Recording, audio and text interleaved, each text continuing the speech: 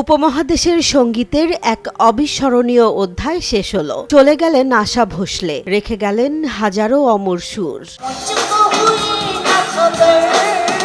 রবিবার মুম্বাইয়ের ব্রিচ ক্যান্ডি হাসপাতালে চিকিৎসাধীন অবস্থায় শেষ নিঃশ্বাস ত্যাগ করেছেন কিংবদন্তি এই শিল্পী। মৃত্যুকালে তার বয়স হয়েছিল 92 বছর।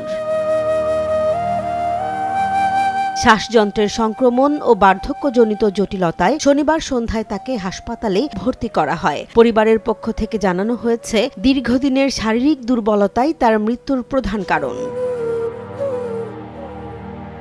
1940-এর দশকে প্লেব্যাক গানের মাধ্যমে যাত্রা শুরু করা আশা ভোসলে 1950 ও 60-এর দশকে বলিউডে নিজের আলাদা অবস্থান তৈরি করেন।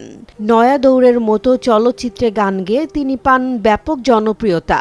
গজল, পপ, শাস্ত্রীয় থেকে ক্যাবারে সব ধারাতেই ছিল তার সমান দক্ষতা।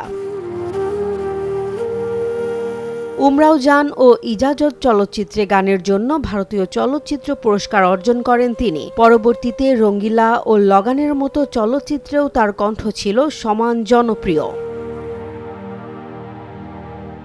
2 দশকের বেশি সময় জুড়ে 20টিরও বেশি ভাষায় হাজার হাজার গান রেকর্ড করে সঙ্গীতকে এক অনন্য উচ্চতায় নিয়ে যান আশা ভোসলে। দাদা সাহেব ফালকে পুরস্কার ও পদ্মভূষণ সহ অসংখ্য সম্মাননায় ভূষিত হন তিনি। একজন শিল্পীর মৃত্যু হয়তো শেষ, কিন্তু আশা ভোসলের কণ্ঠ চিরকাল বেঁচে থাকবে প্রজন্মের পর প্রজন্মে। জেসমিন জাহান, নিউজ ডেস্ক, জনবাণী।